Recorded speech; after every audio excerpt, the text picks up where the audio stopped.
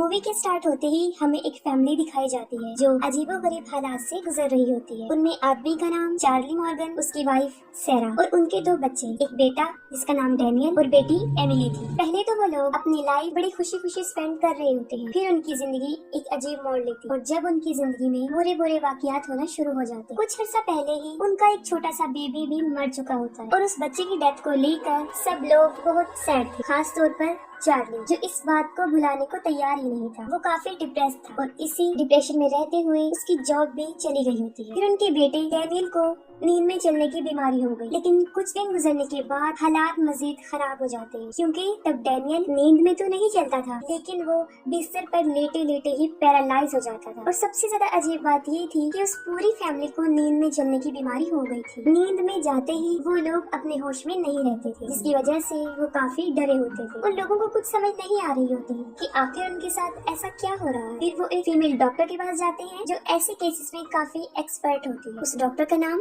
Alice होता है। वो उन लोगों की रिपोर्ट देखती है और इस केस को एक नॉर्मल केस ही समझती है। वो उन्हें समझाने की बहुत कोशिश करती है कि ये एक सिर्फ स्लीप टेरर और इस एज में छोटे बच्चों को अक्सर ऐसा हो जाता है। फिर एलिस ये सुनकर काफी हैरान हो जाती है जब चार्ली उसे बताता है कि ये सब सिर्फ डैनियल के साथ नहीं हो रहा, बल्कि हम पूरी फैमिली को नींद में चलने की आदत। सुनने में तो ये बात काफी अजीब लगती थी, लेकिन एलिस एक डॉक्टर थी। वो जस्ट उनको मेडिसिन रिकमेंड करती है और साथ में ये कहती है कि फिक्र की कोई बात नहीं और ये ठीक हो जाए। उनके साथ होने वाली कंडीशन से एलिस को कोई खास फर्क नहीं पड़ता। इवन की वो फैमिली भी इसको इतना सीरियस नहीं लेती और वो लोग घर आ जाते, सिवाय डैनियल की जो बहुत डरा हुआ था। डैनियल अपनी नींद से बहुत डरता था, लेकिन इसके बावजूद वो खुद पर कंट्रोल करने की बहुत कोशिश कर रहा है। फिर एक रात कुछ अजीब चीज उन लोगों के साथ होती है जब डैनियल बेड पर होता है, जबकि सारी फैमिली नींद में चलना शुरू कर देती। वो लोग नींद में काफी अजीब हरकतें भी किया करते थे, जैसे चार्ली ये समझ रहा था कि उसकी गोद में उसका मरा हुआ बच्चा है और वो उसे बुला रहा था। दूसरी तरफ सेरा जो ग्राइंडर में कुछ चीजें डाल रही थी और साथ में उसने अपना हाथ भी डाला हुआ था और उसमें से कुछ निकाल कर वो खाने की कोशिश भी कर रही। इवन की उनकी छोटी बेटी एमिली भी अपने होश में नहीं होती। वो एक सीजर लेती है और अपने सारे टेडी बियर्स के सरों को काट देती है। ये सब चीजें उन लोगों के लिए काफी डिस्टर्बिंग थी और साफ नजर आ रहा था कि ऐसा उनसे कोई करवा रहा है। वो लोग काफी डेंजर बन चुके थे, इवन कि वो एक दूसरे को नुकसान पहुंचा सकते थे, एक दूसरे की जान भी ले सकते। इन लोगों के अलावा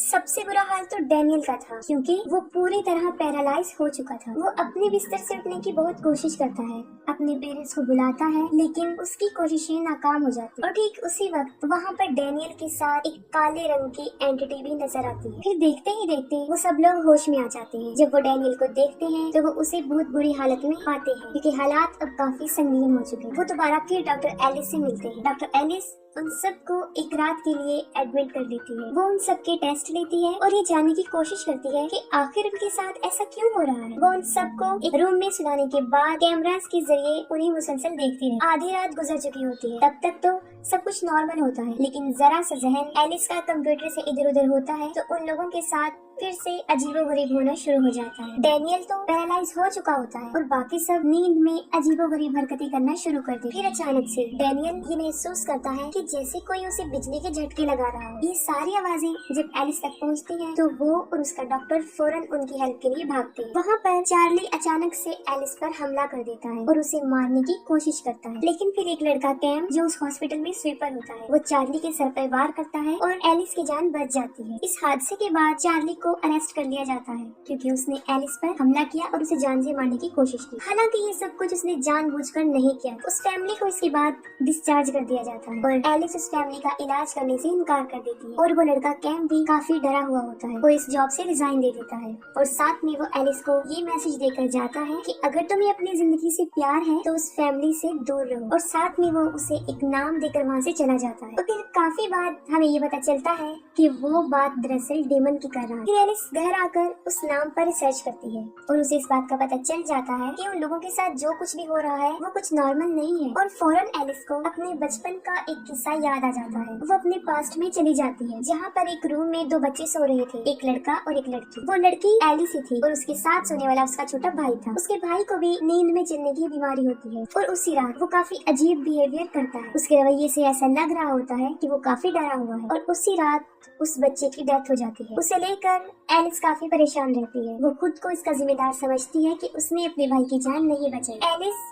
इन सब सुपरनेचुरल इंसिडेंट्स को मान लेती है और वो ये जानना चाहती थी कि आखिर उस फैमिली के साथ ऐसा क्यों और क्या हो रहा है, और साथ में उसके भाई के साथ भी उस रात क्या हुआ था। फिर दूसरी तरफ दिखाया जाता है वो फैमिली भी काफी मुश्किल में, क्योंकि चार्ली के जेल जाने के बाद सिर्फ सैरा ही अपने बच्चों का ख्याल रख रही। फिर उसी रात उनके साथ कुछ अजीबोगरीब होता है और जब सैरा होश में आती है तो वो देखती है कि उसकी छोटी बेटी एमिली ने अपने डॉग को उसी सीजर से मार डाला था और डैनियल भी पैरालाइज हो चुका होता है। एलिस को उस फैमिली की बहुत फिक्र होती है और वो उनकी हेल्प भी करना चाहती है। सबसे पहले वो चार्ली की जमानत करवाती है। वो लोग समझ जाते हैं कि इन सब हादसात का कोई साइंटिफिक प्रूफ नहीं है, ये सब कुछ सुपरनेचुरल है, और सोचते हैं कि उन्हें किसी ऐसे शख्स के पास जाना चाहिए जो इन सब बातों को जानता हो। तब फौरन एलिस को कैम का ख्याल आता है जो इन सबको डेमन कह रहा था। वो लोग कैम से मिलने जाते हैं। तब उन्हें ये पता चलता है कि ये सब कुछ कैम के साथ नहीं हुआ बल्कि उसके ग्रैंडफादर के साथ हुआ था। अब वो काफी बूढ़ा हो चुका था।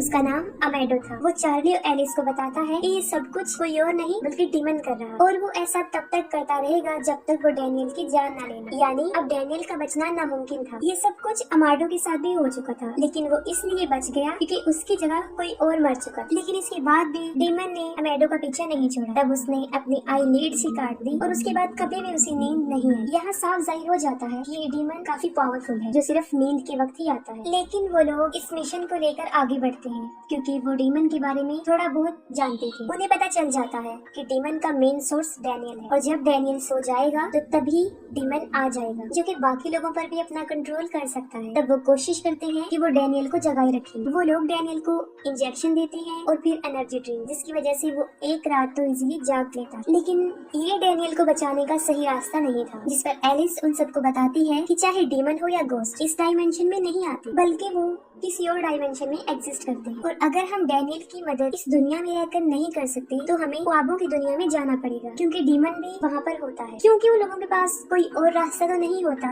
इसलिए सब लोग इस बात पर एग्री हो जाते हैं। सबके सब इंजेक्शन लेते ही नींद में चले जाते हैं। डीमन बहुत स्ट्रॉन्ग होने की वजह से उन्हें ख्वाबों में भी विजन्स दिखा रहा होता है और वो ख्वाबों में भी अपनी होश खो बैठते हैं और वही करते हैं जो उनका दिल करता है। सबसे पहले तो चार्ली को अपना मरा हुआ बेटा नजर आता है, एलिस को अपना मरा हुआ भाई नजर आता है और सैरा जो खुद ही अपने दांतों को तोड़ रही है। वहाँ पर जो होश में होता है वो होता है डीमन और उन लोगों में से जो होश में होता है वो होता है अमेडो। वो डैनियल की मदद करने के लिए आगे बढ़ता है लेकिन डीमन उसे भी पोजेस कर लेता है। और फिर एक वक्त पर एलिस को इस बात का पता चल जाता है कि ये सिर्फ ड्रीम है, रियलिटी नहीं है। और जब उसे इस बात का एहसास हो जाता है तब उस पर से डीमन का असर खत्म हो जाता है। वो फौरन डैनियल को बचाने के लिए भागती है, लेकिन अब तक डीमन ने अमाडो पर अपना कंट्रोल किया हुआ था और वो डैनियल को मारने वाला था। तब एलिस फौरन अमाडो को जान से मार डालती है। डीमन को इस दुनिया में से भेजने की एक वजह होती है, जब कोई उसके लिए सैक्रिफाइस करे तो वो यहाँ से चला जाता है। लेकिन उसके बाद एलिस को पागल समझा जाता है और उसको अजाइलम में भेज दिया जाता है। हम देखते हैं कि अब डीमन एलिस की छोटी बेटी के पीछे लग गया है और वो उसे भी जल्द मार देगा। फिर हमें बताई जाती है डीमन की रियलिटी। ये तब पैदा हुआ जब पहली मर्तबा इस दुनिया में किसी ने ख्वाब देखा था। ये कमजोर लोगों को अपना शिकार बनाता है और जो बुरे ख्वाब आते हैं उसके आने की वजह भी यही होती है। ये डीमन